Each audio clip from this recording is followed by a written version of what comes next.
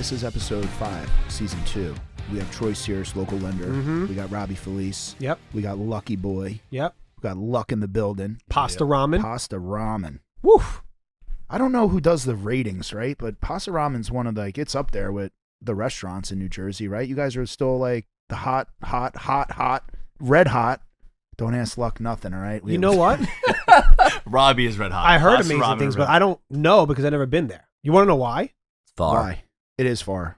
Forget about that. I'll Yeah, drive right. No, you for won't. great restaurants. It's Yes, far. I would. Yes, I would. My main issue, I can't get a fucking reservation earlier than 9 p.m.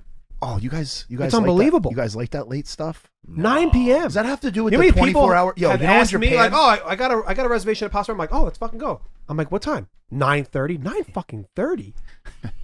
When's the time you had dinner at 9:30? I don't. I'm too Yeah. drunk. I barf. Me and Jamie go out to dinner. 5:45 is like right Early there. bird special. Yeah, but Maybe 6 is like a perfect time. So I can't get a I reservation. have a standing reservation at usually at Angelica's. Thursday we shoot for 6 p.m. 6:30. 6:30. Yeah. Yeah. See you there next Thursday. You want to come? Or we pastaRAMEN 6:30. Yeah. How about pastaRAMEN 6:30? We'll make Is there? Is it How does possible? how do I do that? Wait, what Text time Luck. you guys open for dinner? 9 5 o'clock. Oh, 5 5. o'clock. Jesus Christ, that's It's fucking amazing. perfect. So I'll be there at 5:15. Shit, Ready you to feeling go. a Sunday? You could get in at 4. Really? Oh, Yeah. that's magical. Oh man. Yeah. Yo, wait. So Holy shit. We were like, we got to open Sunday at 4 o'clock for our older guests. Uh. And look at you guys. You Yeah, smiling. we I are- just like we are the eating. older I guys. just like to eat a little early. Like some of Jamie's friends, they're animals. They walk into a restaurant at 9:30, 10 o'clock. they're not my friends no more. I don't get it. But you get up early. Is that why? You're like Yes. at 6 a.m.? I get up at Yeah. 5:30. Yes, but I don't think is. Regardless, I just like to eat early. If I eat at 9 o'clock at night, I feel like absolute shit. Yeah. You can't because then you're done at midnight. By the time Yeah. you sleep, you're up in 4 hours. Yeah, psychos. All right, so then at least I know people now. I can get a reservation. We got you. Ah, nice. I know a guy. All right, good. Well, I'm done with the episode. That's Yeah. all I needed. Good. You know, I Wrap it gotta, up. I gotta basically, dude. I've been wanting to buy one of these luxury sprinters, and my buddy Kenny buys and sells cars, and he got this. This company went under, and they were liquidating assets. There was this tricked out 8-passenger sprinter, and he bought it for $75,000. So I was like, "Yo, Ken, that's sick, man. Like, yo, sell it to me for like 85. You know, make like a quick 10 G's. I'm not asking for free." He's like, "Nah, I'll sell it to you for 100." Yeah. I'm like, you fucking asshole. Like, you couldn't just like, Yeah. I'm like, bro, you literally had this thing in possession for one day. You can't just, but bro, imagine if I had that luxury sprinter. I know. You How brought this fucking up cool. 4 times already. This is the 4th episode. I want everyone to The know. 4th time. I want everyone to know. Kenny fucked me out of my dream. No, he made money. Yeah, I think he sold it for like $125. He said or something. 125. He So- got- yeah, But he this made- is the 4th time Jamie has brought this up. By the way. You know how fucking many times I'd be at pastaRAMEN if I had a luxury No, you sprinter? wouldn't because we're What not do you eating mean? dinner at 9 o'clock. And then No, once no. you see the parking situation, you're definitely not coming. Oh, Why, really? you guys have valet or what? We don't. We're in Montclair, and the parking is Yeah. I used to live on Sherman Street, dude. I know Montclair. I went to Montclair. local. Yeah. Really? You Yeah. went to Montclair? Yeah, I was actually supposed to wrestle for Rutgers, but I knew I wasn't going to the Olympics. Yeah. Ask Like- Jamie his high school record. He knows it. Watch. yeah. Ready? Of course I fucking What's know. it. what's Jamie's high school record? I was 30. 82, I was no. 30-2, motherfucker. Yeah. So Take that. That's right. I knew I wasn't going to the Olympics, and Rutgers really wasn't at the time. They were not a good D1 program, and I was like, dude, I don't want to wrestle D1 and get smoked. Yeah. Montclair at the time was like number 1 or 2 in the nation, D3. Mm-hmm. They had an open spot at my weight, and I was like, shit, man, I'll go, because my grades were bad. They weren't going to let me in for anything other than wrestling. So I got in, and the day I stepped foot on campus, the program got dropped. Then like I ended up joining a fraternity, and I partied out of school. Nice. Got good Okay. at something else. I Yeah. love it. Yeah. So Montclair. That's it.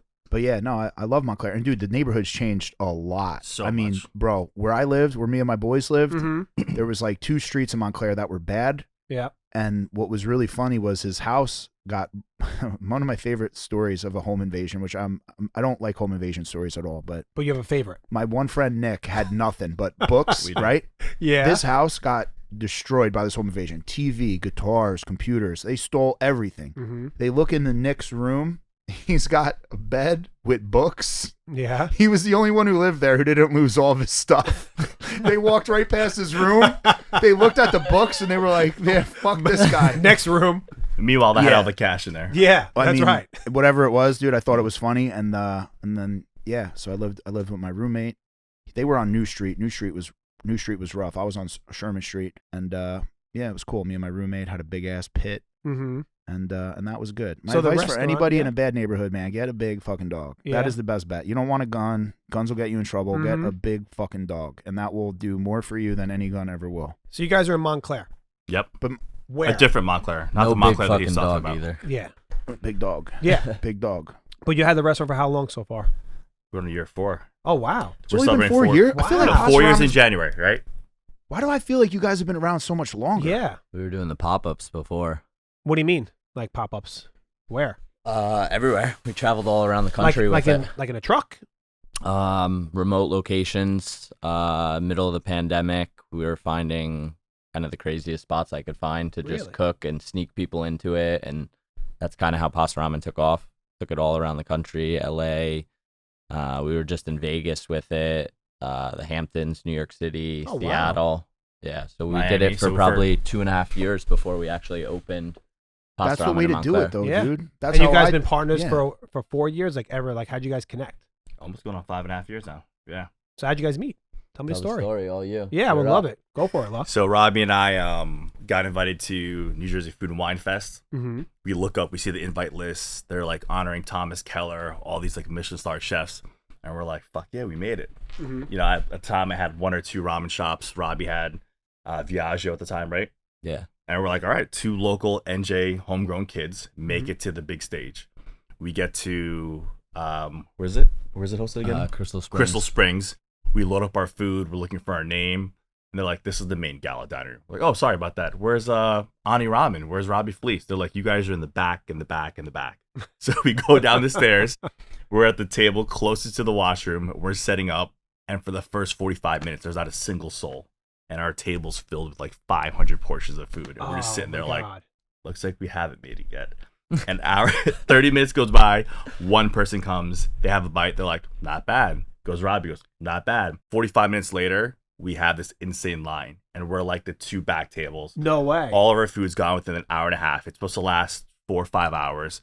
So after 2 hours, our crew's like packing up, and Robbie's like, "What are we doing?" I was like, "What are we doing? We're gonna go upstairs. We're gonna drink. We're gonna go. Yeah. We're gonna network. Celebrate. We're gonna do what we do." Yeah, yeah. So we started walking around, and at that night, I was like, "We're gonna do something. I don't know what we're gonna do." I Punch said Thomas that. Keller I in said the that. face. Robbie, Real Jersey style. Robbie said, he Make goes, the "We're gonna knees. do something." No, I'm joking. I'm joking. And like Please, guys. 2.5 hours in, people are like, "Why are you guys walking around? You're supposed to be working." I was like, "Our food's gone." Yeah. Like we did Sold out. Yeah, we're done. Yeah. That's how we first met, and after that, we started running in separate directions. COVID hit. Robbie was hitting me up. I was like, dude, why are we talking business right now? Like, let me worry about saving my restaurants. Mm-hmm. And he's like, this is the perfect time to talk business because we have nothing going on.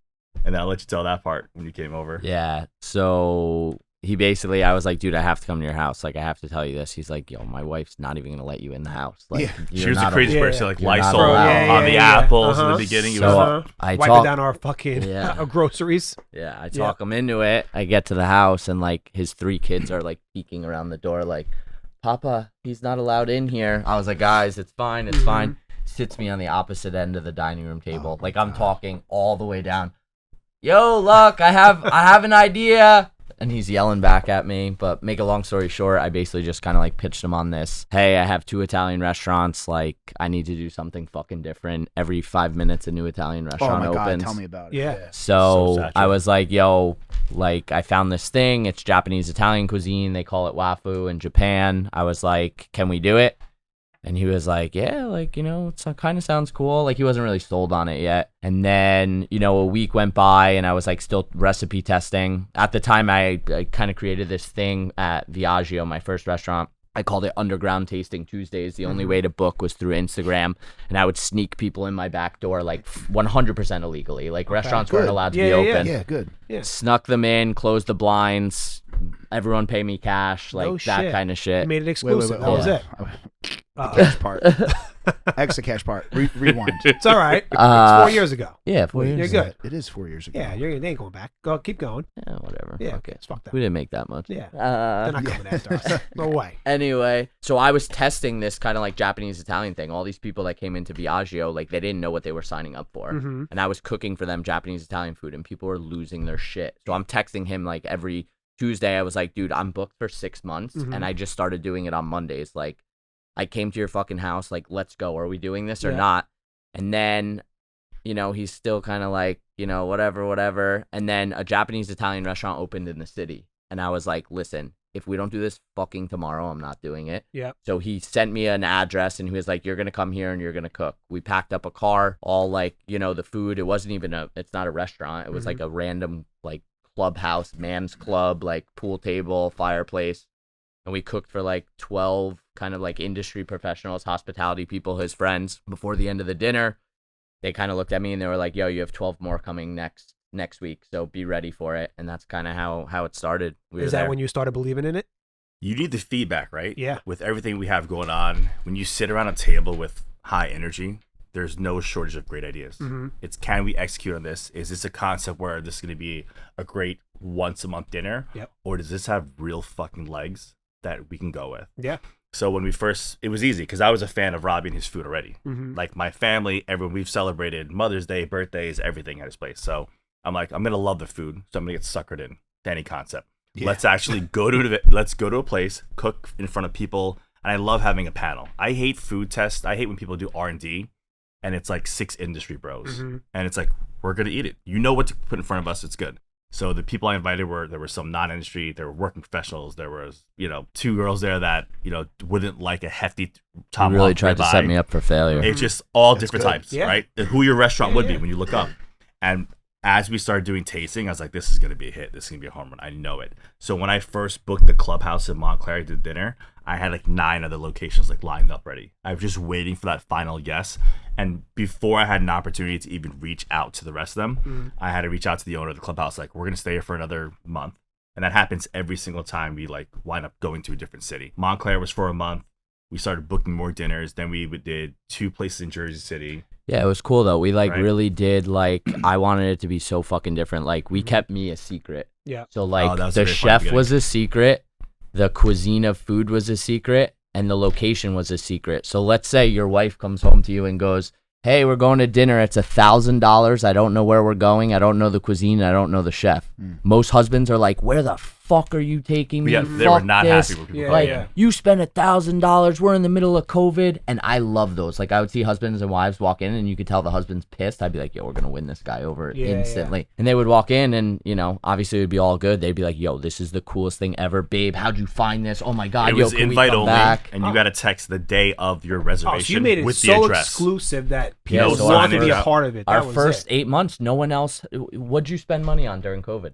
Nothing. There Nothing. was nothing to Nothing. do. Yeah. So people were dying to spend money. So I was just like, we need to do this super like secret. Like, I don't want to be involved in it. Like, I want to stay secret. Like, I think there was a video posted on social media where they like blacked out my face and they gave me like that voice Voiceover. from Yeah, like yeah. the Like the Saw- FBI the people, Saw yeah, whatever it movies. is. Yeah, It's like, yeah. Yeah. And That's cool. I had no idea that was going on. yeah, That's awesome. So really, social media is what made it so exclusive. Oh yeah, social media is what definitely like blew it up, and we did it for probably like 6 months with me being under the radar, and then we eventually announced that it was me, and obviously that generated even more hype. But we were doing it like 4 days a week at that time. Wow. 2 seatings a night, 12 people a seating, so 24 dinners a night, 9 courses. I would say fuck fine dining. Like, you're coming here to have fun, but you're having like super elevated food. Because I hate going to those restaurants that are like stuffy, boring. It's the same thing. You guys got know? music playing in the back? Blasting 90s hip hop. Nice. Like, Okay. I'm doing shots with everyone. Really? Sick. Talking about the food. So like that's kind of really what like Just set a it cool off. vibe. That's it. Just Yeah. an experience in dining. I like that. That is cool. That's why. So pasta ramen. Hello, it's Japanese. Well, we Italian, sat right? for like that's what it we is. sat for like I had no idea that's why it was Yeah. called pasta ramen. we sat for 2 days trying to think of the name. Yeah. And like, dude, I think your name hits it too. Like, eat clean, bro. Like, you know what I mean? We sat for 2 days. He's thrown all these names at me. And for 2 days, we're texting back and forth, Italian words, Japanese words. And I literally called him on the second day. I said, I can't fucking say any of these words. I feel like I can't read. Yeah, Everyone yeah. fucking loves pasta, and everyone fucking loves ramen, and everyone knows that pasta's Italian and ramen's Japanese. That's what we're calling it. Yeah. He was like, okay, yeah, yep, we're good. That's Yeah. good. It works. It does I walked work. away. I'm like, it it's worked. simple and it works. Yeah.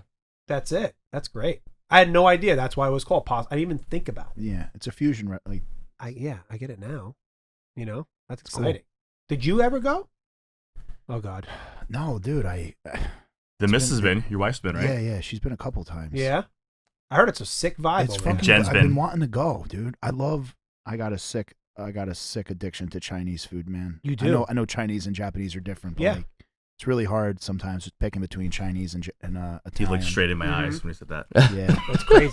So you guys were Yeah. bouncing all around. So now you're Montclair. Then what? Now you're Vegas. As you mentioned, Vegas. We We just just got did wrapped up Vegas. Vegas, yeah. I mean, we did a lot of different. So my biggest thing like was it's like a pop up. yeah. So my biggest thing was like finding locations that weren't like I wanted when you got that text message the day before you to be like, why the fuck are we going to a hair salon? Yeah. So like you guys are like it created that experience before the experience even started. You guys are Googling it on the way there and you're like, yo, we're really going to dinner at a hair salon right now. That was Kin House in Soho. So we were on the second floor of a 5,000 square foot loft. They closed their salons down at 5 o'clock.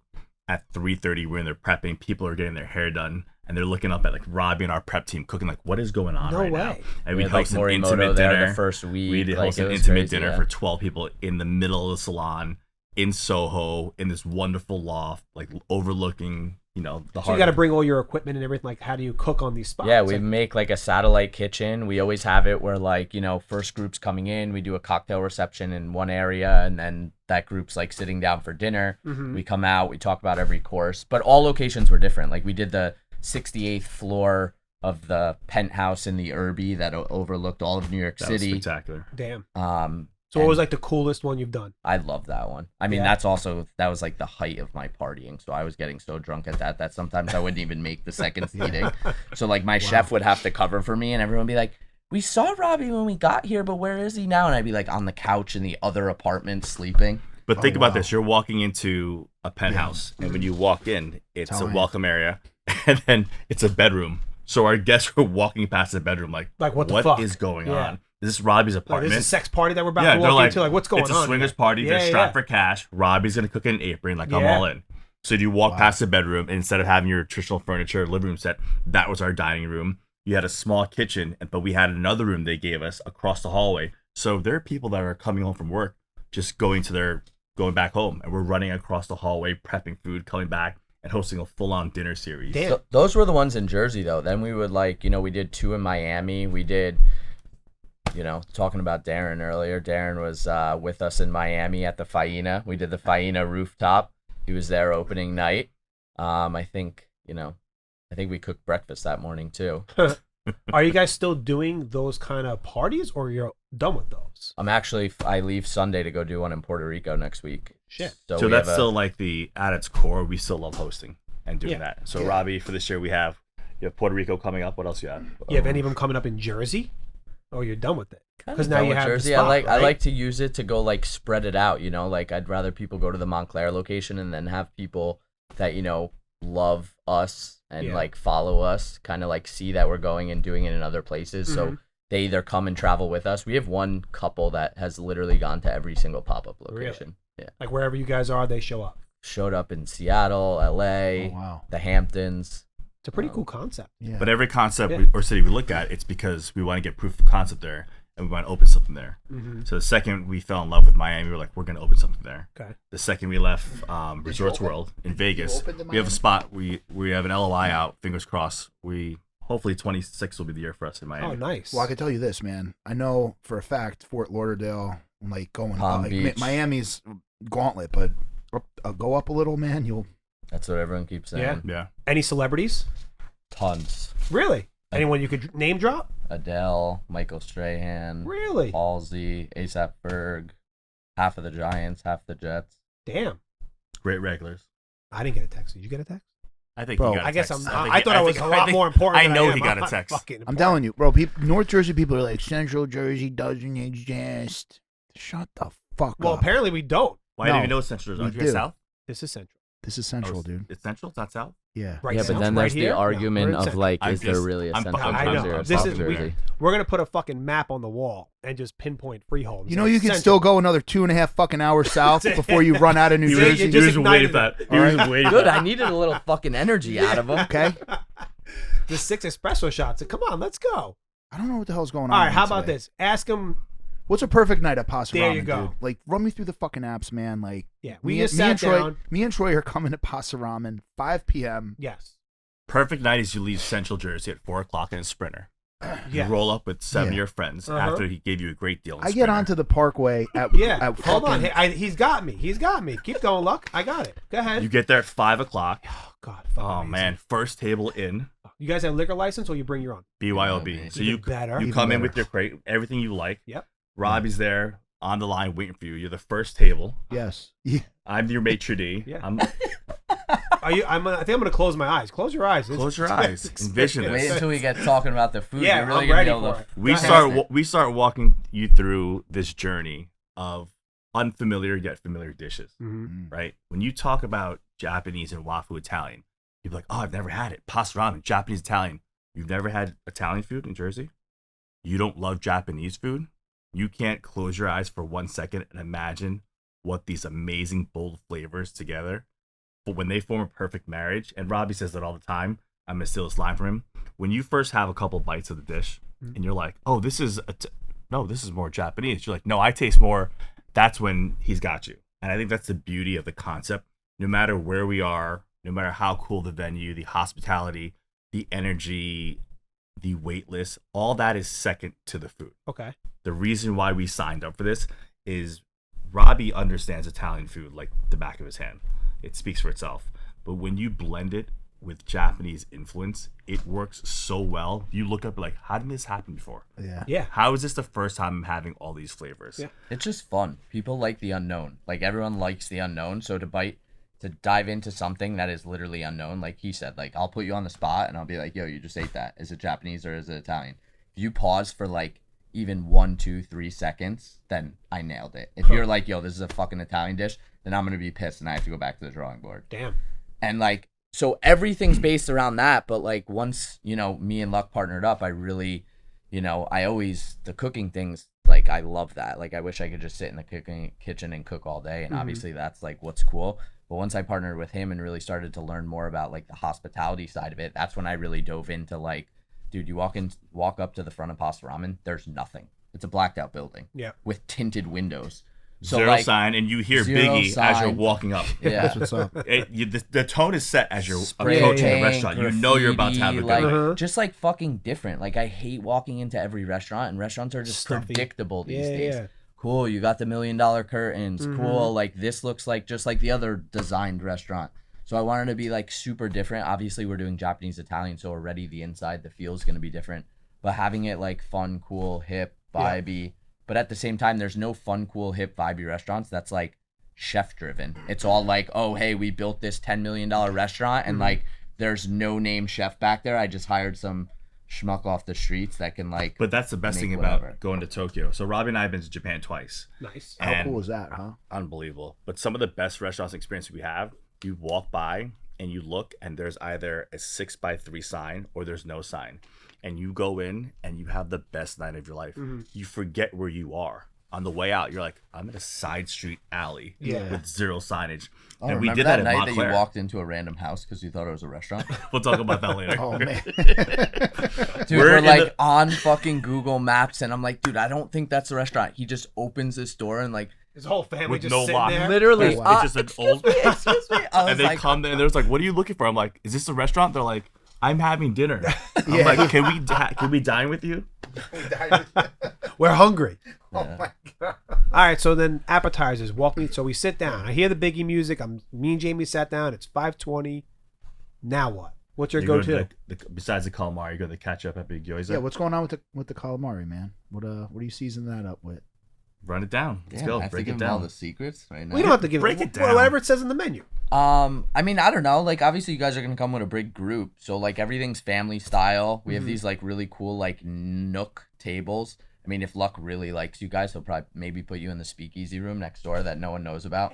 So I we like took secret over. rooms. We took over like this super small, like not even 600 square foot space next door, and I was supposed to do a sandwich concept in it.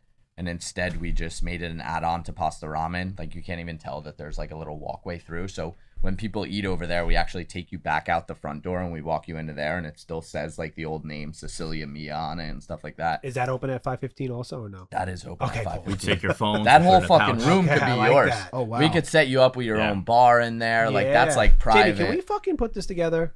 We have enough. We can grab 10 people and just make it happen. 10, I'll get you can a make Sprinter 20 van. happen in there. want What 20? people love 20? most about that room, That's hard. Well, Darren said that the meal's on you, so I'll bring Darren. No, I'm joking. I'm it's joking. on Darren. We're not We'll give freeloaders. Darren- We're Yeah, not we're not freeloaders. freeloaders. We It's just on- want. We it's just want on a you, good time.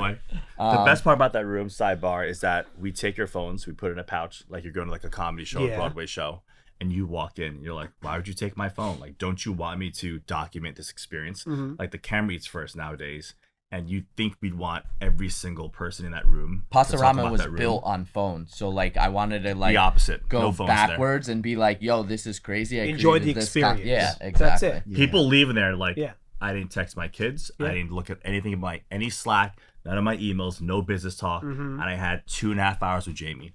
That's Yeah. equivalent to going for 5 separate dinners. Yeah. Oh, 2.5 dude. hours, Yeah. no phones, Yeah. walking out. So like, Is that it? So is you're that big either thing sitting is- in there or you're sitting in. We have these like other private rooms that's like very Japanese, where it's like all closed off and you Mhm. kind of like slide your way in. I don't even know what it's called, but but if someone does have kids, I don't have kids, so like, We're if, kid friendly. yeah. But I'm saying no, like with taking the phone away.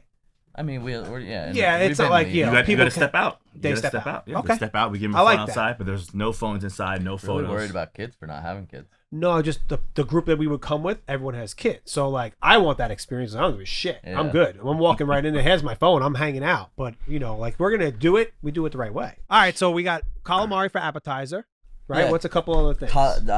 Always on the omakase menu. It was like our opening bite. It was just like the perfect bite to get people so fucking excited to be like, yo, what am I about to dive into? I do like it's basically we take like a gyoza or like a deep fried dumpling, but we shove cacio pepe sauce inside of it, Ooh. and then we deep fry it. So you like bite into it, and it's literally like ooey gooey cacio pepe sauce. And like I feel like chefs these days, especially in like the setting that I was doing, it's like all chefs are so like stuck up. Like it needs to be so fancy and elegant, and like, you know, people really just want fun food. Yeah. So to make fun food elegant is like really what I kind of like try and do. So those cacio pepe gyoza definitely be on the table. We do like a Japanese cucumber salad that's super refreshing. This like Wafu Italian Caesar salad that everyone's just like gung ho about. We actually just did it at the U.S. Open too, and like I couldn't believe how much like good feedback we got off The that. U.S. Open really? was absolutely wild. Yeah, At the Absolute US wild. Open? Yeah. yeah, Oh, you were also on the Drew Barrymore show, weren't you? yeah. Hung out with Drew. Really? I What'd you thought- do there? How First name she? basis. Did she? Drew. I hung Bro, out the with way- Drew. Like, oh, this Bro, guy. the way she hugged Hey, me, you know, FaceTime gave me a Drew. little ass Yeah. pinch. I thought I was Yeah. in there. Really? She probably liked you, right? I mean, I She's a- thought so. She probably liked the bun. Nothing was after, probably fun. you know. Wow. You got to try harder. bro. Played You me know- like a fiddle. But what happened? She brought you on the, like, how'd that happen? I mean, had a connection, and they were like, "Yeah, we would love to have you on." And then one thing led to another, and So, like, did you cook on the show? Oh, here we go. He did. yeah, Actually, dude, I don't even want people. So it was actually I think it was Courtney Love actually. So I made a big mistake. That was a big mistake. Courtney Cox or Courtney Love? Courtney Love. Courtney Love. Like the one that was married to, Kurt Cobain. yeah. Oh, way different. Yeah. Sorry. Big mistake. All right. Both like blondes though, right? Yeah, two Fucking big totally mistake. different types. isn't Drew Barrymore a redhead? Now, Is she? I think now. Big mistake. Sorry. Yeah. Anyway, all right. So you were on this. You don't have to edit this out, but we No, I mean, this we is could great. Keep it, but Yeah, just tag her. sorry, Drew. Whatever, You didn't say. Drew, I anything. love You you. said- I want to come back on. bro. Honestly, dude, at this day, just pay some fucking agency to get you back. Everyone just pays to play, dude. Nothing's fucking real.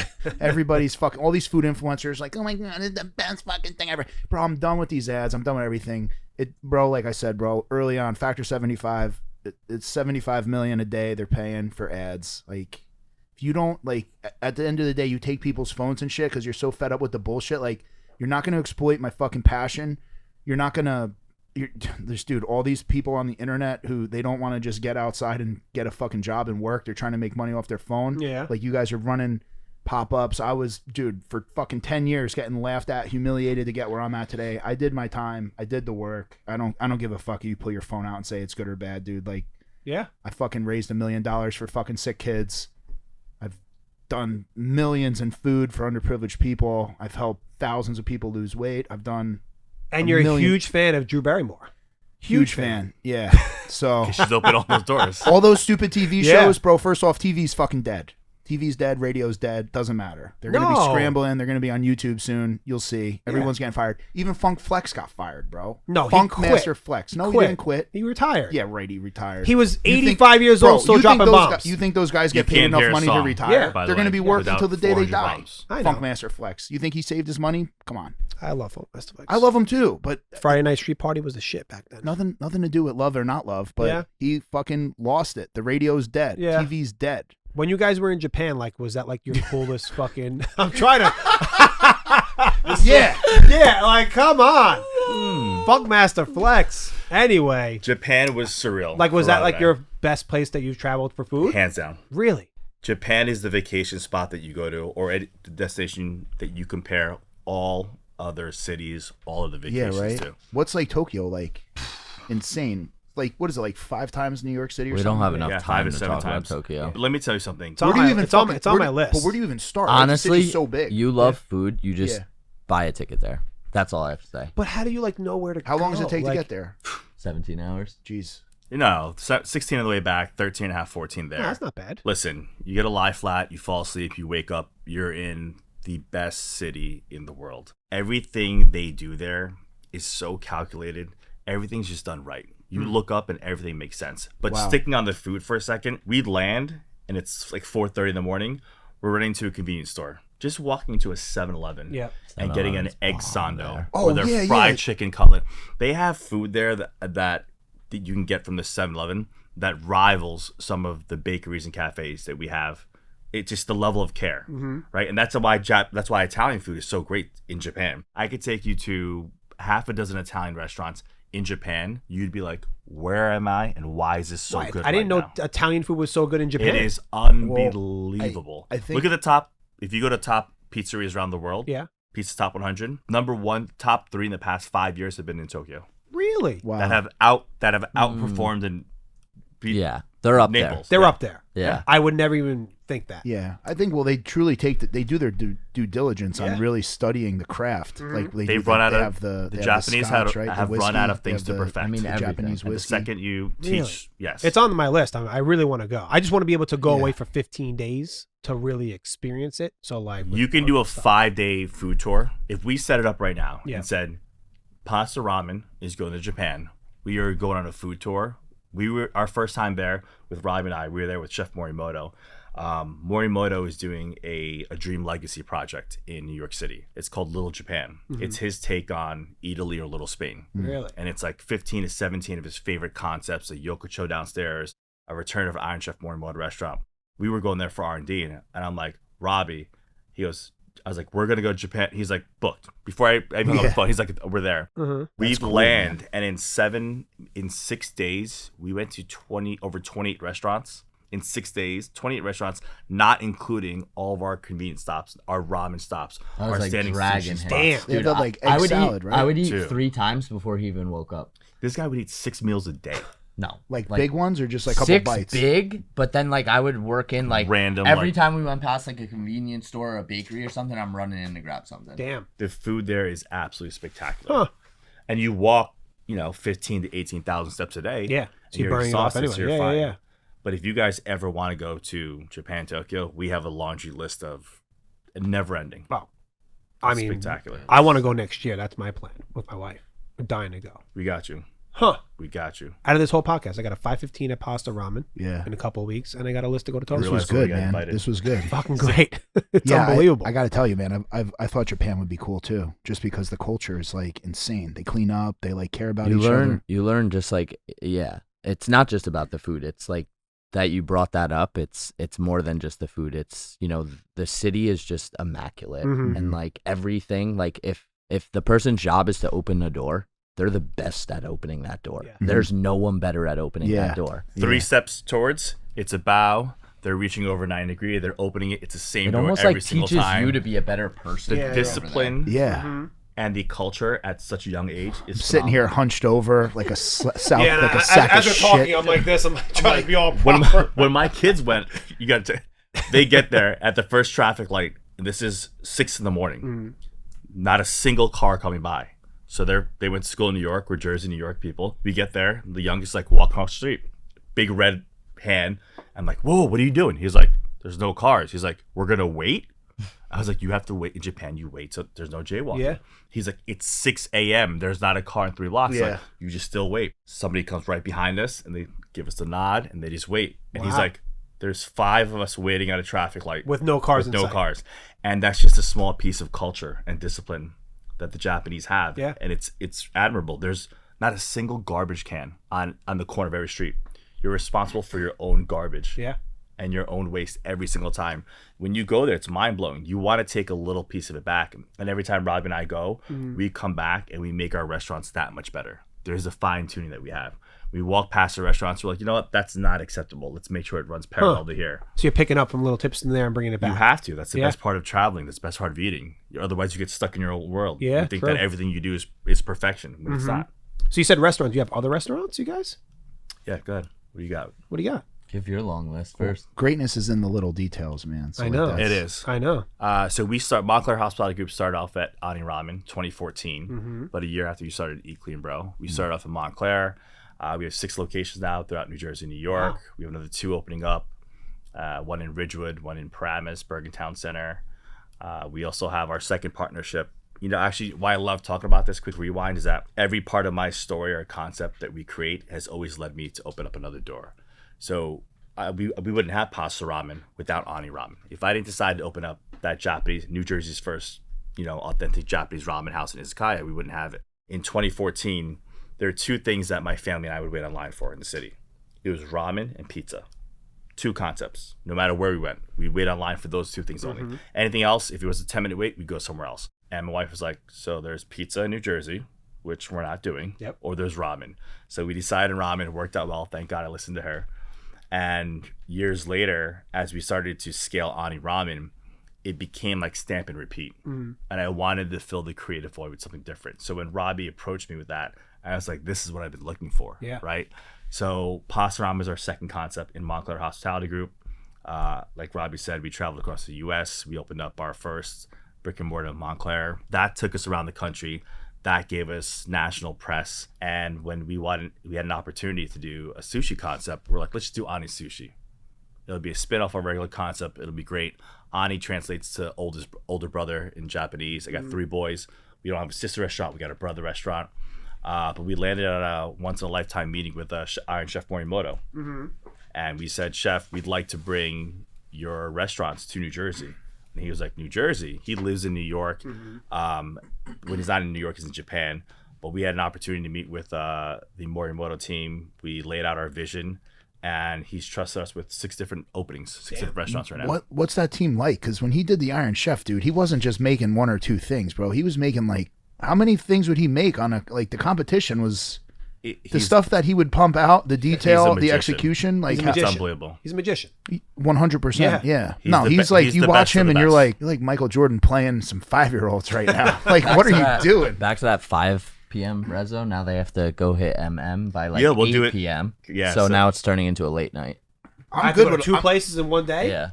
So we I don't opened know up if Troy will be able to do it. We might have to As long as book I up have something going on the next any day. nice hotels in Montclair he could stay at because he'll never make it on the way home. our last opening is MM by Morimoto. MM is his full name, Masaharu Morimoto. Okay. And we opened up 6 weeks ago. It's 2 blocks from pastaRAMEN. So we'll start off at pastaRAMEN at 5 o'clock. At 6:30, we'll roll over to MM. Yeah, I we'll can- do we'll that. set you Why up. don't we do that? You want to do that soon? Because I'm fucking getting hungry and Let's You tell me. I can go anytime, anywhere, no matter what. You know that. we should I go just tonight. need a date. I'm like, we should cancel our plans and we should make it happen tonight. what, tonight? I got to take my son to baseball at 5. Okay, go, see? So Okay, go. I will do it, but I do have anxiety that I need a plan and I need to know what I'm doing. But I'd it really, sounds awesome. I had really bad anxiety today too. When but you you know what? nervous? Actually, man, I'm working on being more appropriate. Okay. I was I'm nervous making- coming on. Yeah. So I'm, we- making, I'm listen. making some big hires, so I'm a little nervous. So but we have 3 brands, Ani, Pasta, and Morimoto, Yeah. under our belt right now. In the next 2 years, we have about 6-7 openings 2 of them with the pastaRAMEN brand. So we have a lot on our table. Anything like more Central Jersey, or you're sticking mostly up north with most of these restaurants? Mostly up north. Yeah. We've had a couple opportunities in Central Jersey, but you need to find the right partners. Yo, we 100%. would never come down to Central Jersey as a North Jersey group or a New York restaurant group That's and be smart. like, let's I put think our we'll get imprint here. stabbed. Right? If we had People don't like us down if there. we had a competitor, No, I if we don't had like great partners that said, "Hey, we want to bring you down here," Yeah. we'd be for it. But it'd be foolish of us to bring Because a there's North so much action about to happen in this area with Netflix coming around. Like it's unbelievable. Well, Montclair is popping. He was Yeah, just it there. is. But this is the next phase of Central Jersey is having this uproar with everything happening with Netflix in the next couple that of Netflix years. campus is You unbelievable. just Oh, walked yeah. it last Right, week. it's wild. It's a I walked it. $900 million I walked it last week and I looked Yeah. up and I was like, you could create your own food village here. Yes. With like the best restaurants Yep. all of New Jersey. And they're probably here. going to at one point. You know what I mean? Like, We're just think working on about it. the amount of people that are going to be in this area. That I think you get ahead of it now, and you're already in before it gets popular. And Central Jersey, they have good food around here, and you guys bring that shit from up north. Some of the down here. best. Yeah. I think that Central Jersey restaurants have the most loyal following. Yeah, Right. You Yeah. look about every time I look up and say, "What are your favorite restaurants?" You hear your Yeah. standing reservation, Angelica. Yeah, yeah, Yeah. yeah. You hear the block. You Yeah. hear legacy restaurants. Lupa. yeah, Right. yeah. Not Yeah. saying North Jersey doesn't have it, but I just think that it's a little more strategic in Central and South Jersey. In North Jersey, because we're so close to New York City, Yeah. there are a lot more restaurants. I think open South Jersey's today. got some work, man. Like, what are you thinking? What is? Again, South Jersey to me is Atlantic City. That's what I think South Jersey is. You know what? That's my vision. In of it. North Jersey and New York, we think of Angelica as a South Jersey Yeah. restaurant. Wow. That's how we view it. I mean, because it's far. I mean, yeah, when we were driving down here, I was like, I have to drive down the shore today. Well, this is the shore. Yeah, because Yeah, this we exit are. 105. Yeah, 105 's we're the right shore. here. Damn, what's the one that you guys talk? Bar Moots. Bar Mutts. That's my new Bar Mutts. spot. Yeah, what's up with that? Go ahead, you're on the spot. Because So, Robbie, name your I restaurants. searched that shit on Instagram yesterday. I That was like, sounds what is great. going who doesn't on love here? Who doesn't love some fresh mutts? Like, Sounds tell me, fire. what is that? Yeah, so the same thing. I mean, my first 2 Italian restaurants, I was so fucking against. It was like when I was young. I was like super naive. Like I wanted Yeah, to do things by the ego and book. shit. Yeah, exactly. Yeah. And I didn't want to do anything American Italian. I was like, when I was backpacking through Europe, when I was like broke as fuck, like eating and Yeah. trying to see who I wanted to be as a chef. These are the things I ate. This was like the Italian food that was like in the mountains on the coast. So Oh, like the best, dude. The Viaggio best. and Osteria, that's those. And then after we opened pastaRAMEN, I was like, yo, I like this vibe so much more. Like, I want to be in this restaurant more than I want to be in like, those are like the stuffy restaurants that like every restaurant opens up being. So yeah, I came up with this new concept. It's basically like a hip, trendy mozzarella bar. Okay. And it's my way of being able to serve like American Italian food, like super fun American Italian food. We have a full mozzarella bar. Again, we're blasting like, 90s hip hop. There's like literally Italian motherfucker sprayed on Yeah. the wall. There's Really? like No That's way. my place. Popeye holding Yeah. his fucking girl. You have a chicken parm you know? there? Chicken parm? We or no? just put on a secret chicken A table parm. side one. It's unbelievable. really. Yo, so That's wait, my- Robbie, let me ask you this, man, because when you think about like what makes a real good chicken parm, right? Like they're like, how like Dave Portnoy's kind of like made every pizzeria now with the undercarriage. Now everybody's Yeah. got like some like used to be like, oh, pizza was good, but like Dave Portnoy kind of really made everyone this pizza influencer. What's like your North Star to like a true like a chicken parm, dude? Like What makes it a chicken walk me parm? through if there was $1 million on the line for a chicken parm competition, like walk me through how you'd prepare that chicken parm, dude. Like I mean, we just did this. Like, so Yeah. literally, I didn't open bar mutts with a chicken parm on the menu. I wanted to hold it in my back pocket for like a rainy day. So like, Yeah. when I could dive into doing a chicken parm, I could do it. And yeah, I mean, what went through it was honestly my favorite chicken parms to eat are like the one my mom makes or the one my grandma Yeah, makes. how do Like, they make it? I love going to an Italian restaurant and ordering chicken parm. And back in the day, I was always like, I can't go order chicken parm. Like, I have to run away from the group and go order it by myself, Like, I'm not Yeah. allowed to eat that. The way we do it is pretty fucking crazy. We basically take, like, this chicken cutlet that's perfectly pounded out, not too thick, not too thin. 1/4 inch. What do you got? Yeah, Yeah, about like a 1/4 inch. Yeah. Good. That's a perfect. That's a nailed good it. size. Yeah.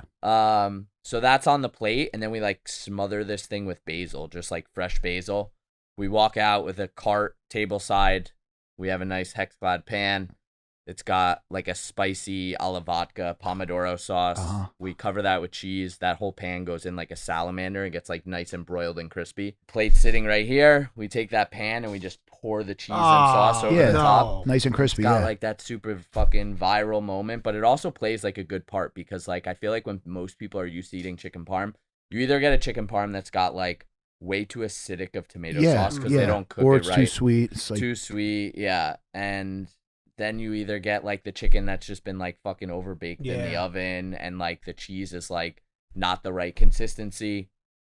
This way, we're like really dialing in on like we know that piece of chicken is like perfect going out to the table because it hasn't been cooked, overcooked, whatever. We have our pan here with the exact amount of sauce, the right cheese. We make it look right, and then we're pouring it, and you're eating it like a minute after we pour that over it. Yeah. So you're browning the cheese. You're getting like I just love fucking chicken The parm. XL was he real. does. It is my he does love fucking it. favorite. Yeah. So like, what color? Like, what are you? Is it like golden brown, dark brown? Like, what color is the cutlet? Like, what are you looking for? Like, what level of? No, it's black. Yeah, of course it's golden brown. Come on. No, golden brown. I don't know. Like, like how was like, crispy wow, are they you got getting the black cutlet, chicken. man? He asked me for a 1/4 inch, and now you want to know the Yeah, dimensions? dude. I'm fucking dude. Listen, bro. I'll tell you this right now. I ordered a chicken parm last night, right? So From where? my wife. You could say it. There's If one it's thing bad, don't she say does. it. There's only one bad part about my wife, dude. She never knows what she wants to eat, Yeah. and then So she what does gives your wife me fight about? right. Yeah. So She never knows what she wants to eat, and then she's like, "Well, you order," and now I'm like, "Fuck." Yeah. Now you've just set me up for ultimate failure. Mm-hmm. Now I'm going to bed like I'm the bad guy. Yeah. So I light up DoorDash. I'll spend a few extra $100 just so it's like, oh, what's behind curtain number 1, 2, 3, 4, 5, 6, 7, 8, 9, 10, 20, Yep. right? So where'd you order from? Not listen. I got to tell you, and I'm going to talk to them. They got to work on their pasta stuff, right? I had the linguine and clams, which was like, I don't know, dude. Something went up. The garlic was off. They're not known for their pasta but dishes. that doesn't travel. That doesn't travel well. Listen, bro, it had to do with the garlic, dude. It was off, right? It was Coming from the guy that's swallowing whole garlic. all right. Yeah. Loves it. Loves it. Anyway, the chicken parm. The reason why I ask about this is because, like, it was a little soggy. Didn't steam. Probably steamed in the container. I'll forgive them. Mm-hmm. Tomato sauce was a little sweet, and then I was just like, if someone was gonna try to like perfect a standard of what like Dave Portnoy did with the plain slice of pizza, Yeah. right? Like, chicken parms everywhere you go, all a little different, right? I was just trying to get into like, what do you think like the baseline perfect chicken parm is? I think it depends. It depends. It can depend, but Depends now on that No, I like this. I Do you like get where I'm getting Yeah, at? no, I think 100%. everybody has the same standard. I don't but- think they do. No, I think everyone has the same standard in what they expect. I mean, but the yeah, we flavor were getting profiles are bashed different. online already because they Who? were like, Why? I mean, dude, we just released this. We like released it 2 days ago, and About there's the a chicken video parm? that went like Wait, oh my God, what happened? crazy. Like He loves it. He gets Someone excited. went wild over the chicken parm. I mean, dude, they're I mean, just bro, saying there are way everything. bigger problems Get, in life. get the rid of comments those. you get. Get rid of all the green stuff on top. See, A chicken. fuck that person. Wait. A piece of chicken for chicken parm should be soggy. Was the exact No, word. see, that's See, where like the opposite. I don't think it should be soggy. Yeah. I You want get the it's a contrast fried of the melted cutlet, cheese. right? Yeah, Absolutely. the Yeah. fried cutlet You should want be the crispy. Yeah, soggy's no good. I don't think soggy's good. See, yesterday I had soggy, but I'll give them the fucking the half tray. Probably steam the shit. I Yeah. know when you get it at the restaurant, it's not soggy. I don't think a chicken parm should be soggy. But there's different types of chicken parm, which I like. What do Like, you mean? for example, let's make people hungry. Was it Let's just Quality show 'em the Italian in fucking the video. city? They do the chicken parm. It looks like a pizza. Oh, yeah, Fucking yeah. They amazing. do that at but Trey, that's too. Yeah, but that's not normal. But that's Right. a cool way to have it. But what about like vodka sauce with the chicken? yeah. That's parm? what he said he did. He did a vodka pomodoro. Let me Hey, see that are shit. you bro. kidding me? Please show You me, wouldn't bro. like it. I don't. What do you think mean I about wouldn't it. like And it? you gotta like, let go me to see. the clip like while we're doing this, and you guys do the little clip thing. You gotta do this. Not bad, right? Let me Not see. bad. That's Would you fucking fucking amazing. show me, please, Robbie? Please, I can't take it no more. We want to please. watch it one more time. Oh Fuck! Jamie, Show me the fucking video. that is. Oh! Wait, let it reload. He has the music. So every dish that Yeah. you think about, whether it's your grandmother or family cooking, nostalgia always happens when you instantly have a dish. Yeah. So to And me, dude, I don't care who makes it. A chicken parm has to be perfectly crispy. Yes. With the melted cheese on top. Yep. Hey, I liked my chicken parm that was sitting there for an hour. Said nobody ever. Yes. Yeah, Right? said, hey, Like why when don't you you got it. fucking take it home and eat it 4 days from Yeah, now? exactly. And it'll be just how And you you're like doing it. it table side, so like they're I mean, I seeing the just cheese think, go like, right wow. out like that. I If love they the wait basil 45 too, bro. minutes, it's not I going to love be great. Having it table side, Yeah. having that chicken cooked perfectly, not pounded out too thin, Yeah. not super dry, still moist with the crisp, with the melted cheese. That first bite. Such a good concept. Yeah. I would fucking You freak out. If motherfuckers- I ordered chicken parm and I didn't know what was going on, you guys brought that shit on table side, I'd lose my fucking I'd lose my mind. And I'd you know lose what, my bro? mind. Anyone who says they wanted it pounded out and soggy, tell them go subscribe to OnlyFans. You fucking watch. Tell 'em go to fucking Olive Go Garden. fuck yourself, Go to Olive Garden. Jesus motherfucker. Christ. Jesus. All right, so Fuck. you guys So gotta now, hit now I farm got 3 mutts places too. to go. Wow. We have a And I gotta tell you, bro, the vodka sauce. Ooh, Yeah. baby. Fuck yeah. Yeah. Like when I can get like a chicken parm hero, because I'm also a big fan of chicken parm hero. I usually go for like the Yo, vodka do you guys do sauce. chicken wings? This has been hijacked. I love it. No chicken wings, but we could start. What do Japanese people do? Chicken Yeah. wings? The chicken karage is unbelievable. I just assume his numbers are right. You are correct. Ding, ding, ding, ding, ding. Are they off? Are my projections off? No, they never are. I just said you are correct. He's like, yeah, we opened up 3,000 more restaurants. I'm like, the motherfucker knows what he's doing. When And we- 6 more coming. Honestly, Yeah, I wish six we more had like I wish we had like a behind the scenes. Like when we walk into a space, he just I know knows. exactly what to ask him, and he Uh-huh. does the calculations instantly. He'll ask me 2 questions. I answer the 2 questions, and he'll have the numbers to me in like 4 minutes. Did you go to school? what'd you go to school for? It's a blessing and a curse because as an operator, most operators do this, but when you walk into a place, you look at the number of bar seats, you're like, oh, 20 seats over there. You look at the dining room, 80. You're like, oh, 100 people. They turn in 2.5 times, maybe 250. You look at your items, your appetizers, your entrees. Oh, they spend $80 a person. You start doing the math. You're like, oh, this place does about $6.5 million a year. Not bad. Great build out. Look at your furnitures. Look at your FFA. Yeah, you have to And look you're at like, that. okay, they probably spent about $200 a square foot. Great, based on 10% bottom line EBITDA. It'll take them 4 years to make their money back. Not a bad investment. And Robbie's like, can we order a drink? Yeah. Yeah. No, I don't ever want to order a drink. No, you're like, can we order food? You're like, Yeah. stop. I can't go into a place without lifting up the plate and be like, oh, that makes sense. This is from here. Yeah. This is where they decided to cut corners and save But that's monies. why you're a good This is partnership. where. Because that's what you do, and that's what you do, right? That's it. But what'd you go to school for? Wow, I have a crazy School of story. Hard But Knocks. yeah, I went to School of Hard Knocks. I was born into this industry. Okay. Oh, wow. Yeah, my parents had Montclair's first Thai restaurant like 26 years ago in Montclair. Oh, so you grew up in the restaurant. Absolutely. After school. Were you at like the register doing your homework? And Like all one of those those little easy I kids? love all how you those said little always do memes, homework. all those little They memes always you are, see bro. now. You go to the Chinese spot, the kid's like doing homework. He rings you up. They- Put in what do you want, the you plastic fat bag and tying motherfucker? it and fucking if hand Yeah, it. you yeah. look if you That look was at all you. the memes right now, Yeah. it's going viral now. You'll see that if this little kid's behind the register, you know the food's gonna be. Yeah, yeah, yeah. And it's like a little Asian kid with glasses. Yeah, He's yeah. either doing his homework or he's packing up your wings, and he's like 2 hot sauce per wings, Yeah, right? yeah, yeah. And you're not taking ties the bag and he on doesn't take top. any shit from you, right? Yo. It was that 100%. growing up. It was Okay. either in the office or the kitchen. Yeah. I actually dropped out of high school in 11th grade. Didn't finish high school. It was one of those things where I worked in the family business, knew what I wanted to do. Yeah. My family migrated here from Thailand, and as we were going through an immigration process, my mom was like, "Listen, it's gonna be a while until you get your papers." And I was like, "What does that mean?" Yeah. Yeah. And I was like, "Mom, give me my social security number. I need to go take my SATs. I'm going to college." She was like, "Sit down, kiddo." Yeah. I'm like, "Are you kidding me?" I found out when I was going in high school that I didn't have my social security number, that I was still getting sponsored by my grandmother through this process. So she's like, there's a good chance that you're not going to be able to go to college. So every setback I've had has led me to greatness, right? Like in going to high school, you think that someone saying you have to drop out of high school, you can't go to college, it'd be a setback. For me, it was like, well, I guess I just have to keep working at the restaurant Yeah. and perfecting my craft. Yeah. Yeah. So when I look up and people are like, Luck, what's the secret to your success? It's the fact that I understand the mom and pop hospitality. I've seen my parents bootstrap restaurants in the early 90s for like $20,000. Yeah. That was their part-time job after they came back from their full-time job, their Damn. 9 to 5, right? So the mom and pop mentality, along with the larger restaurant groups I've worked with, and alongside celebrity chefs like Robbie, phenomenal management teams, it's the reason we still care. It's the reason why we're at the US Open.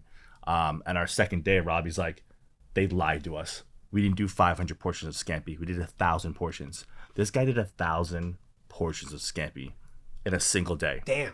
And the next morning, I was with my boys who were supposed to be going out. 2 of them were working in the open. I was like, we have to go pick up ramen. And they're like, who's going to do it? I'm like, guys, there's no magical courier that gets you there. When we run out of stuff and we're at the US Open, we pick it up. Robbie's like, you're going to make this happen.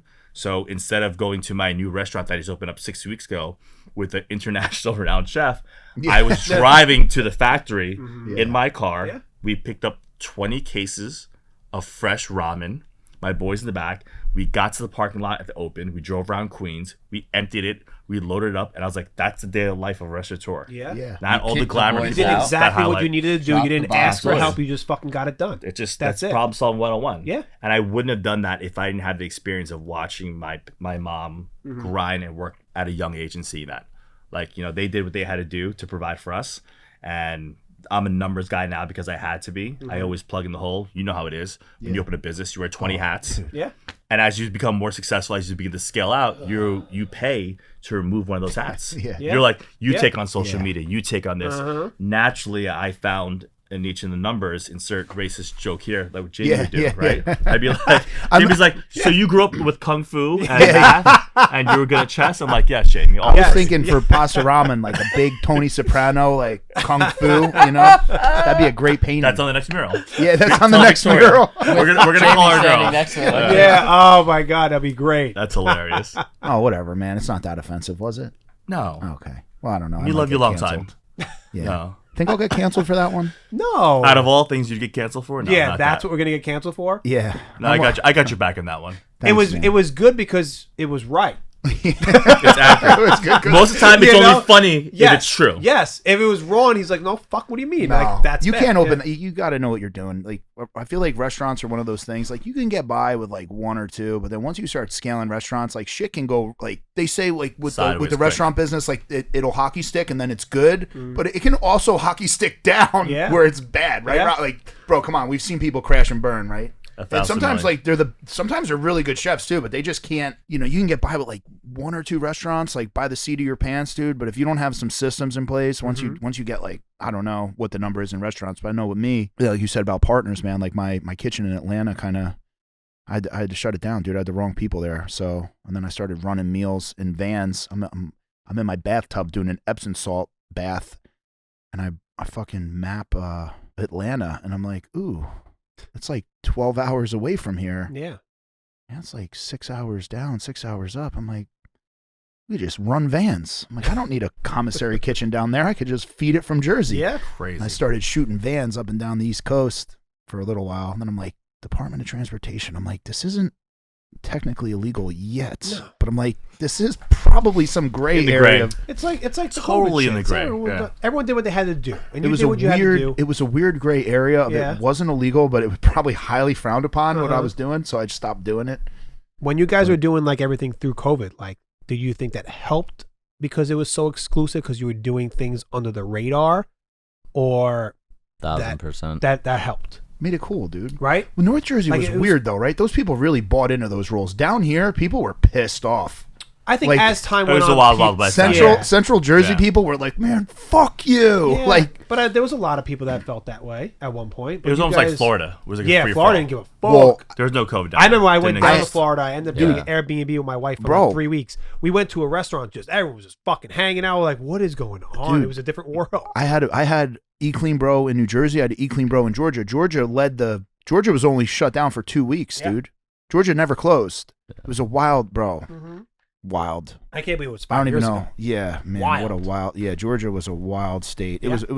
was wild to do business in both states at the same time and see like the two totally different ends of what Georgia. America was at that time. It's always tough. Think Yeah. about operating in So- multiple states. What's it like with the Iron Chef, man? What's he like, dude? Like, You know what? You think that with working with someone of his caliber, is he just like the biggest sweetheart ever? Like, he's probably super nice, he's right? he's the absolute best. You go Yeah. in for dinner and you tell him it's your kid's birthday. He like runs and takes our linen, and we tell him like, "Oh, those aren't our linens. Those are we got to return those." He's like, "Yeah, sure, whatever." He'll like sign his autograph. He'll write Yeah. "Happy Birthday." He'll wrap it around you. If you look at our opening day photos for the first 30 days, he lived there in a restaurant open. You can ask Robbie. Yeah. When we first opened up pastaRAMEN, I'm like, Robbie, I love that you're here every day, but this isn't sustainable. Yeah. This isn't the 80s and 90s where you get an extra notch in your belt because you're here for 100 days straight. Burnout culture is gone, right? Like, I need you for your creativity. I need you to be in here, but we have systems in place that allow you to remove yourself from your You're operations. going to burn yourself out. Absolutely. Yeah. 6 months in, Rob and I looked at each other. We're like, we should go back to the restaurant, see how it's doing. There was a week where he was there, a week when I wasn't there, and that's the best part about having great partner systems, that you're able to step away and let let your crew thrive. Same thing with Morimoto. I was like, I'll be living there for 2 weeks tops, 14 days nonstop. I'll tell the missus and the kids I'll be fine. I look up and like day 15, chef's like, I'll see you tomorrow. I'm like, oh, you're gonna be here? I made the assumption that with working with Chef Morimoto, because he has 28 restaurants around the world, he can't be there at all the time. We have the luxury of being open in his backyard. He lives in New York. This is the first of its kind in terms of having an MM brand. So when he opened this up, it's his interpretation of an American classic chop house. So it's a Japanese American chop house with his world-class sushi. Yeah. When you were having Wagyu, obviously, in Japan, what was that like? Is it, I mean, do you I get just love how cheap it is, so I was eating so fucking much of it. I was like, yo. Like a strip loin for like $22. I'm like, I can't have it. And Robbie's like, you're not going to eat that? The look of disappointment every time. I was like, I can't have it anymore. It's so rich. What was so it like? Yeah, Wagyu is pretty rich, but like I probably never even had the real stuff. It's just so much, like, obviously here, it just gets, gotta get shipped over from Japan. So even the stuff you're getting fresh, it's got to get cryovac, and like half the time it's frozen, half the time it's not. So me tasting it there, it's just, what was that like? It's like a different world. It's, it's so much fresher, cleaner. It just got you like, you're just high, right? Pupils dilate. You're like, You're like, yo, watching him eat is like watching like a mad scientist at work. I'm just enjoying it. He's like, you know how I do the calculation when I walk into a restaurant? I take pictures of food, and he takes pictures of me because all the facial expressions, and I'm like, he's seeing like the Matrix in his I'm watching our future special being made as he's having this one, right? Damn, that's actually really cool. Yeah, I gotta go. I think I'm gonna go next year. Yeah. You don't believe me? No, I believe you. Yeah, no, I think Japan would be cool. And plus, like, it was easy to get around, right? Speaking English? No, it's actually tough. Really? Yeah, but now AirPods have the little translator. Get translator, you're good there. Instant. No way. We're fine. It's no one speaking English. No, like there. cabs and stuff aren't that bad, but it's like once you pick a spot, you got to like have it up on your Google map to be like, look, because you can't say it. Yeah. You know what I mean? But the restaurants we were going to, it's just like the second time you go to Italy, the second time you go to any city, you hit all the tourist traps first, and afterwards you're like, you talk to a local, you're like, bring me to a place that has only Japanese menus that I can't even order, that they won't even look at you. Yeah. Right? Yeah. And our local spots going in, we'd sit down. Robbie's like, we sat there for 7 minutes. We didn't know what to do. Yeah. 7 minutes. We were like this. Robbie's like, oh, this is the bell. It's just like a little an then order. someone and pops they came up. in, and then we looked at the menu. We're like, can we get an English menu? And there's like, Robbie's like, this is not happening. Like, so what'd you do? We went off photos. We're like, this set, and they're like, we looked at the numbers and the highest priced items. We're like, what about this one? They're like, God. Yeah. We got 2 of those. They're like, this one? 45 million yen? Yeah. Perfect. This one. That's Remember so that cool. yakiniku spot? We grilled. We had like 3 courses. The waitress was telling us, like, because they're super polite and they're like, guys, it's too much food. They're like, enough. no, more. We ran more, through I'm it. going more. And every time we kept on We're bringing more obese food, they were like, Americans. they were so shocked. They were so happy. Like the chef came out, they wanted to see who we were. Like they opened the door, they'd be like, they're like, How many people around? is this dude stealing and like stuffing it down like Yeah, Tupperware? oh my God. They're like open slide. They're like, they're still eating. They're like, eating. not bad. 2 Wow. people. That's it. Oh my God. Yeah, dude. America is between What, the amount of food that we get the served? food we is eat, but insane. also like in Europe, man, I don't know what happened. There's a viral story. Some mom like beat up a pickpocketer in Italy or something. saw She that. like beat her ass. Really? She Well, grabbed like- it until the cops came. Yeah. Yeah, man, it's like what Americans are doing in the world. It's just it's just unmatched. I guarantee you, once you step foot in Japan, it'll take you a few hours. But how we're speaking right now on this podcast, Robbie and I were talking, and like, did you notice that our voices are a little bit lower?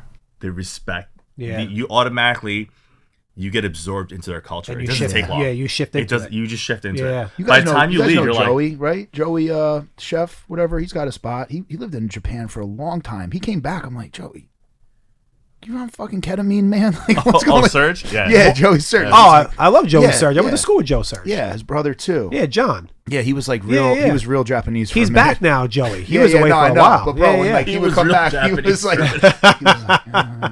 I'm like, bro, you're gonna get.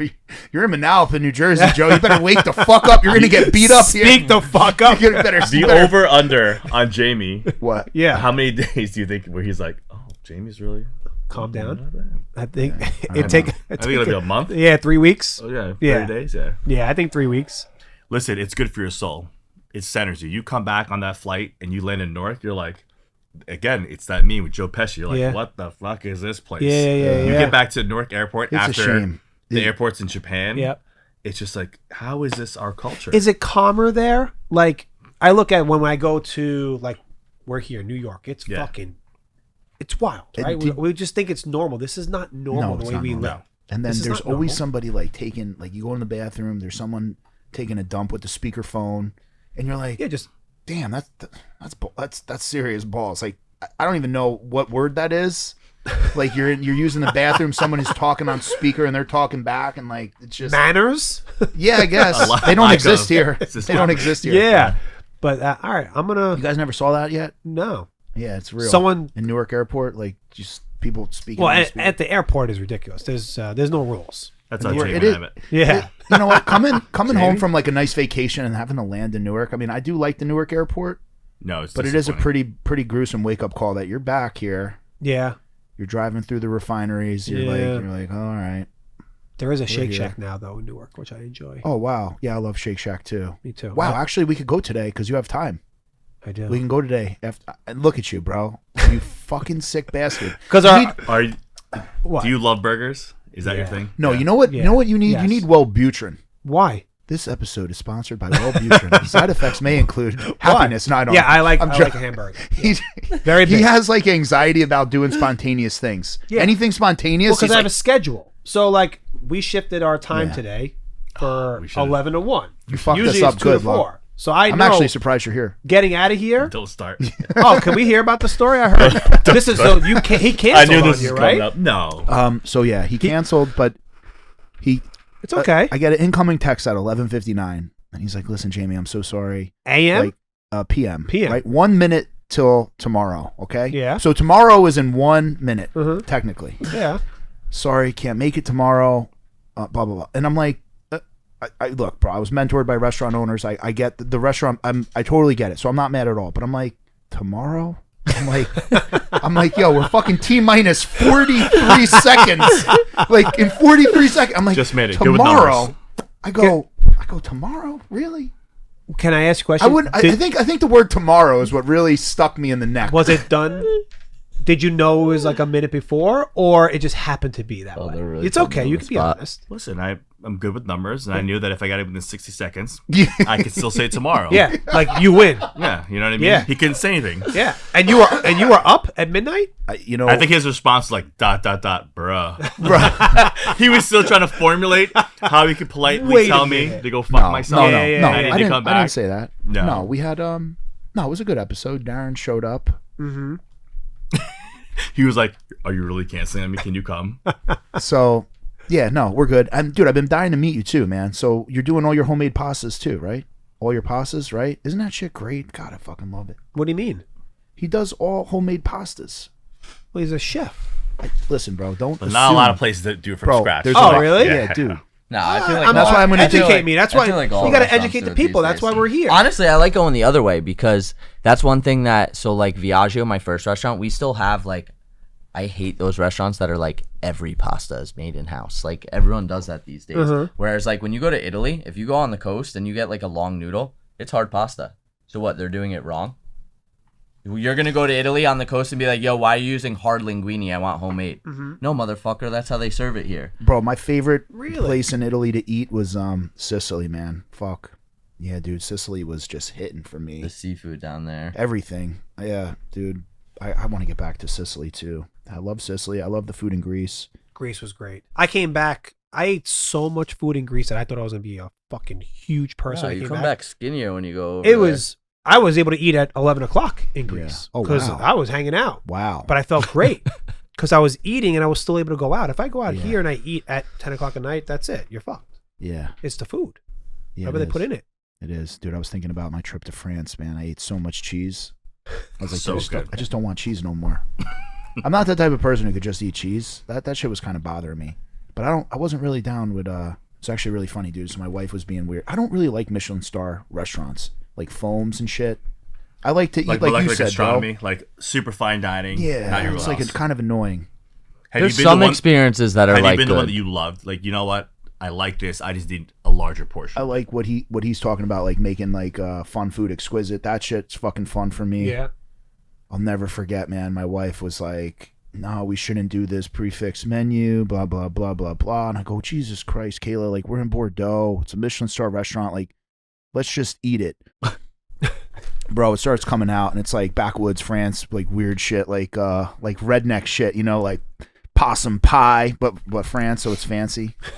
So we're eating all this like backwood French shit, and I'm like, man, there's like, I don't know if there's like pig feet and shit. I'm like, oh my god, get me the fuck out of here.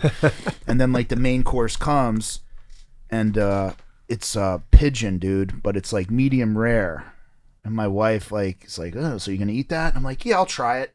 Bro, I put like this bloody bird in my mouth, dude, and I'm ready to fucking barf all over this place because every bone in my body's saying never eat a bloody bird. I don't give a fuck what it is, right? Are you eating a bloody bird, dude, as an American? Seriously? You'll try it. You could do it? I mean, me, yeah, I would eat it all day. Really? I couldn't do it, bro. I'm like, ugh.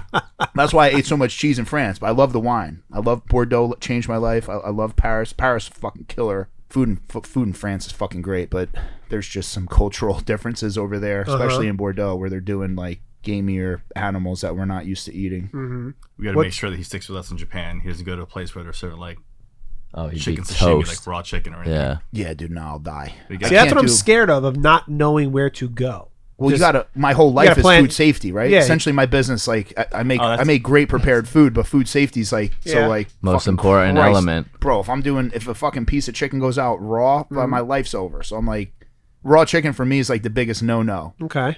What do you mean? Okay, you'd fucking barf too. You eat raw chicken? No, I'd stay far away from that. Fuck no, dude, can't do it. I said okay. Half of my I agreed with you. Are raw chicken. I don't have time to cook that shit. Oh yeah, no, you don't. Yeah. No, you don't. What's like your favorite like meal? Yeah. Like, what do you like? If I tell you what I eat on a daily basis, you'd throw up. No, peanut butter and jelly? No, like literally straight up. I love peanut butter and jelly. Peanut butter and jelly is one of the fucking greatest things ever. Yeah, it's fucking great. You get home, long day at the restaurant, you're hungry, you didn't eat at the restaurant. This guy's weird. He's talking about like lighting a candle and having peanut butter and jelly. Yeah, like what are you doing at home?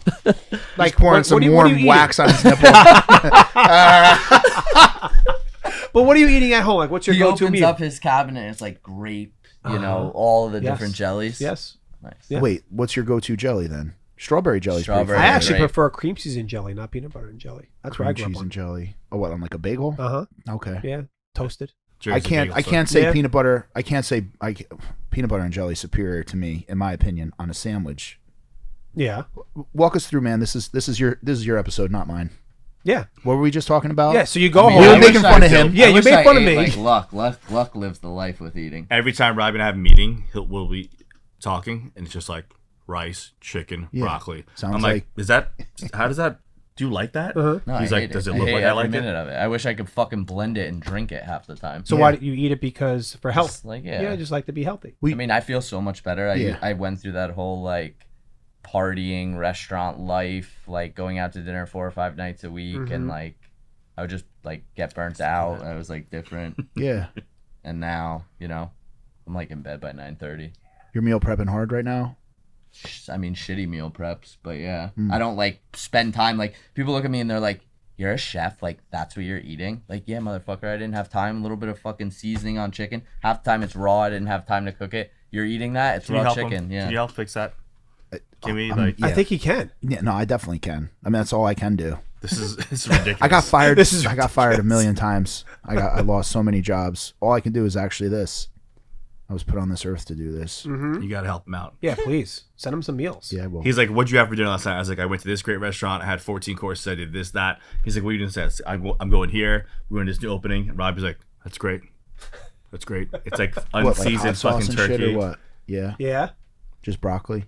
I mean, I change the green vegetables all the time. You know how it is. You get sick of one, you got to switch over to a new one. Isn't that crazy for someone who creates such great food? That's why I asked. Such an unbelievable talent. You'd assume that like his meal prep was like a chef he's series preparing his own meal by himself, and it's all perfect, and he eats it. But you need a daily driver, bro. If you have like a fucking car full of Ferraris, you still got a pickup truck. Like, I'm the pickup truck. Like, I seriously am, dude. I know my shit, but like literally, I'm your daily driver. Like Eat Clean Bro was built to help people get through the week. I'm not saying don't go to a fucking restaurant. I'm just saying, back when we were making fun of myself about like when the haters, because I went off the rails for a second here, and then I was talking about how like food influencers sometimes drive me crazy. But then in the comments, people would be like, "Yo, you won't eat clean, bro. You're fat as fuck." And I'm like, "Yeah, no, I was actually at that time." In 2013, when you launched? No, I was shredded then. He was ripped when he launched. Yeah. Yeah, I was like a fucking G.I. Joe. But that was that's when you end up switching everything up. Got in shape, started working out. I was in shape for most of my life. Yeah. Yeah. When you were in 32-0. Yeah, 32. Didn't matter, good. Man. Got me where I needed to be. Damn but wait, right. Fuck. What was I talking about? Damn, man. Fucking so hard with my mental disability. You know what, bro? People point out all the things I do wrong. What about the things I do right? To be this mentally challenged and this successful, I think I should get an award. I think you guys do everything right. I think I should get some sort of a fucking trophy or something like this. Man conquered so much in his life. Wait, we didn't ask them what they do really bad. So you guys obviously really successful, doing a lot of things right. What's something you're really, really, really bad at? I mean, I'm not embarrassed to say it. I think it's like, when you're like, I mean, you guys are all super successful, probably more successful than me. But when you can point out, when you can point out you're bad and you know you're bad at it, you already won the battle, because now you got to find someone who's good at it to make up for your flaw. Absolutely right. Found him right here. Yeah. All right. So then, what are you bad at? I would just say, like, computers, numbers. Like, I'm the creative. Yeah. I'm not. I own it.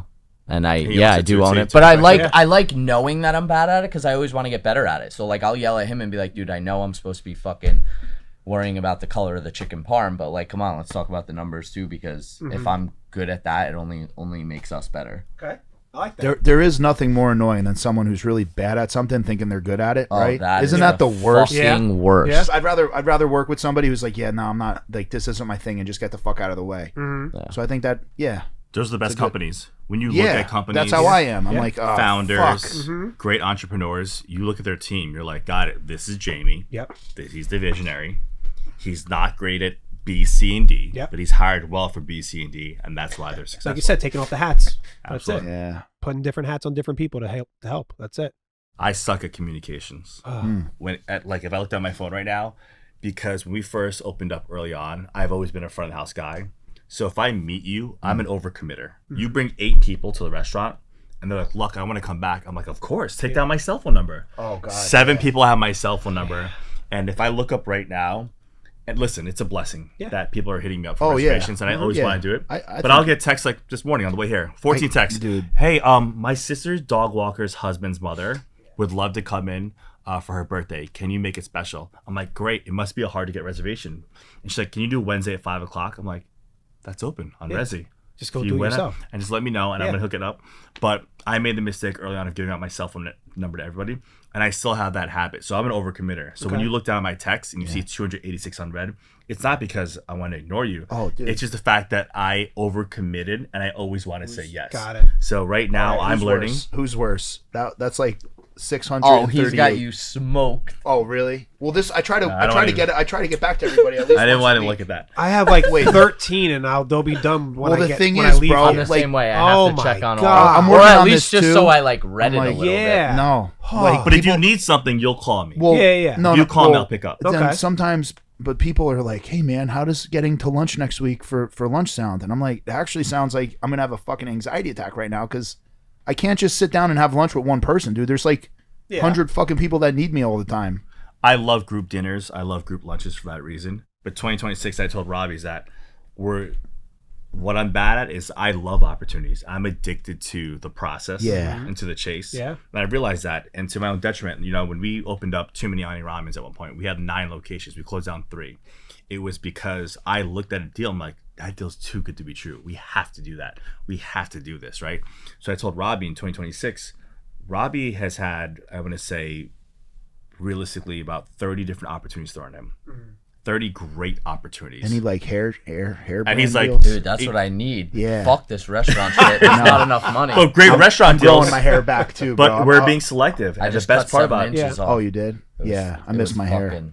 you got to be selective in these opportunities, right? So we looked at 24 different deals last year, and we were like, Robbie was like, I don't want to do another restaurant in this market, So the 2 ones that we've narrowed down is one in New York, one in Las Vegas, and potentially a 3rd in Miami. And the hardest part is not pitching him like, Robbie, you sure? Because this is, the farm in Tuscany, right?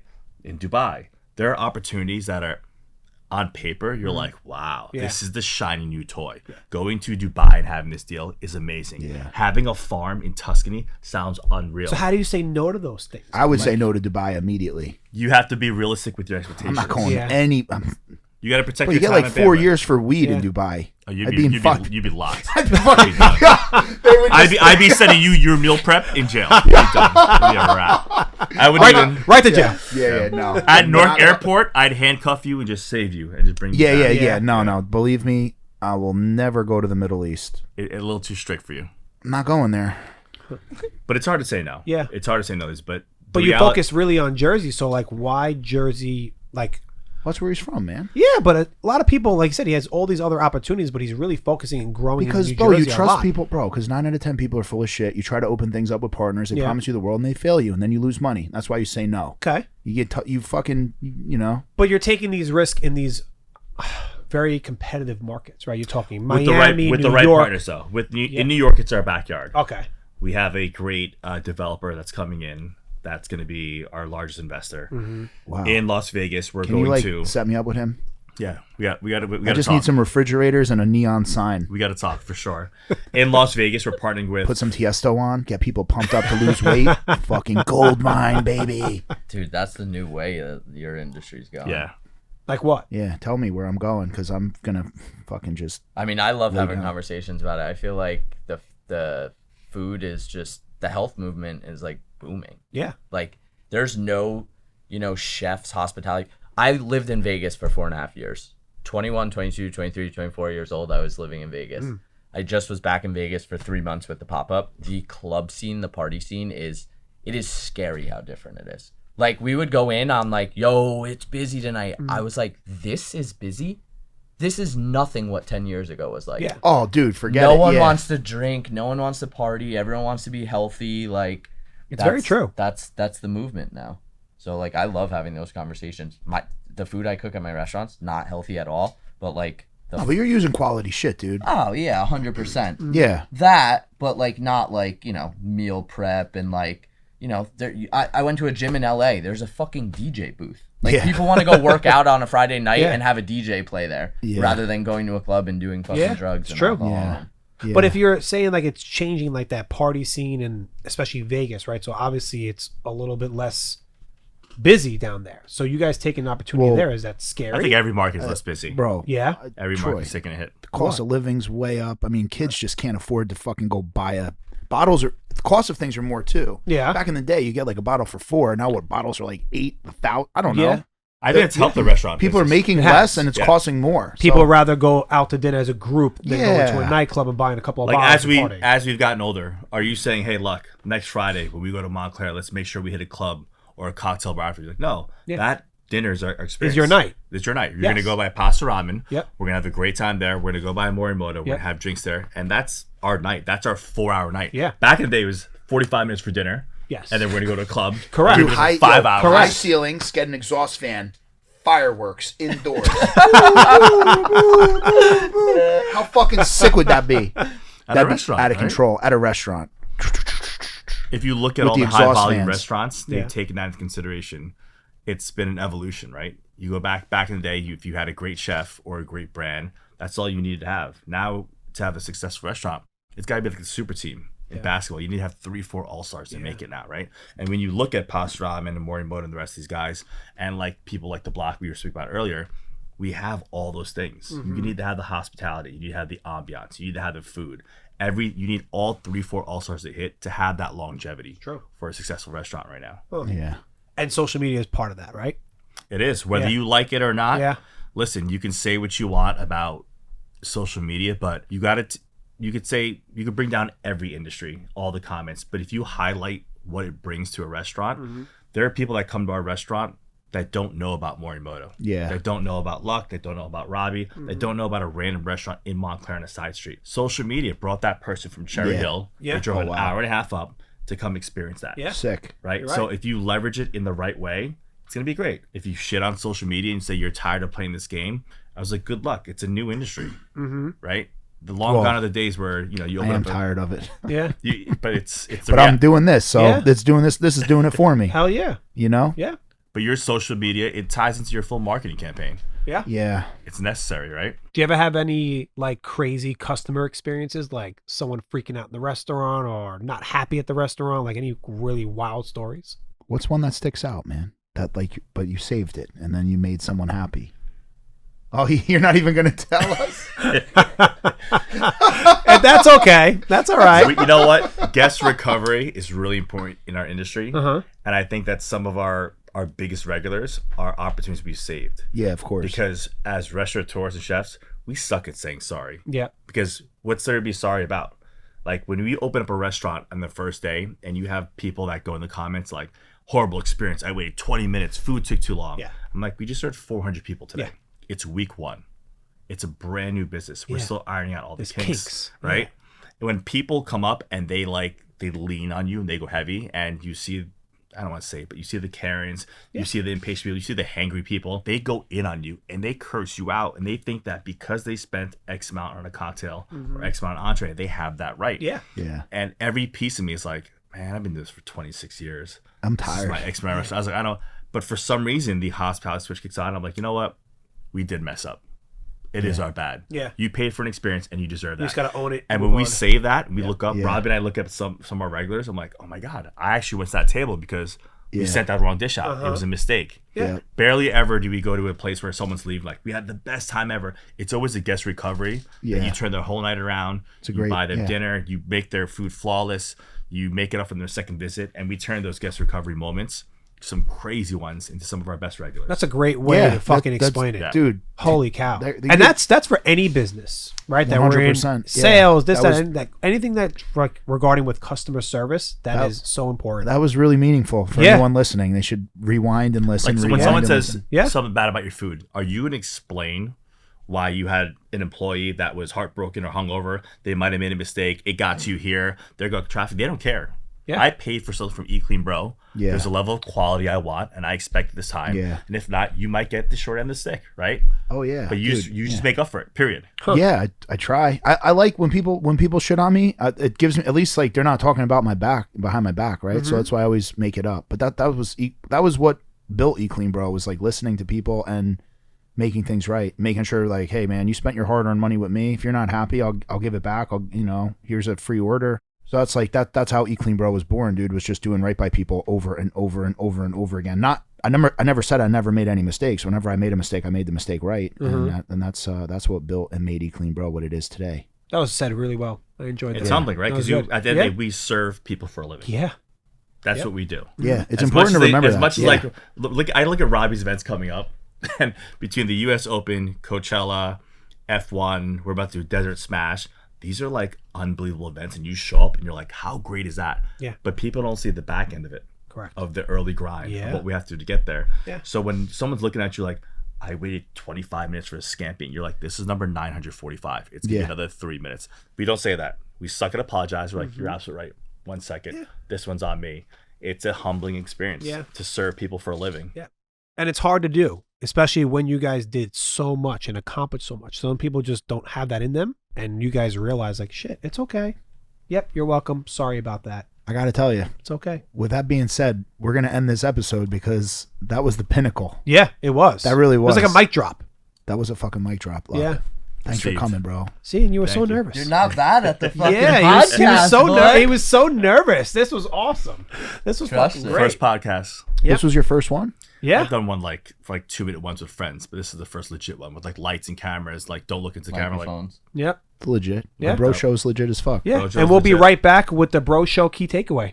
Life moves fast, and so should your meals. At Eat Clean Bro, a proud family-owned company, we make eating healthy simple, affordable, and delicious. Every dish is crafted fresh, never frozen, with real ingredients you can trust. Whether you're chasing fitness goals, powering through long work days, or just want to feed your family right, we've got you covered. With lightning-fast delivery, chef-driven flavor, and nutrition you can feel good about, we make it easy to stay on track. Eat clean, feel great, and live unstoppable. Because when you fuel your body right, nothing can hold you back. Eat clean, bro. Real food, real fast, delivered. All right, we're back. That was an awesome episode, man. Oh, dude. Awesome. I feel like the end was really where... What a mic drop. So I would assume, like, what was your key bro takeaway? You're here to serve, you know? Yeah. Check yourself at the door and get to work. Make it right. That's true. You want to be right? You want to win? Win. Yeah. What an awesome story that they had. Oh, yeah, man. Yeah, I enjoyed it. I'm glad I finally got to, I met Luck before. Now I got to meet Robbie. I can't wait. I really want to get up to their restaurants. And he promised me like a 5:30 reservation. So that's the only way we're going, brother. Yeah. We have to leave around 3 here, and we'll be perfect. Better to be early than late. I love it. That was a great episode. Season 2, episode 5. pastaRAMEN. All right. Awesome.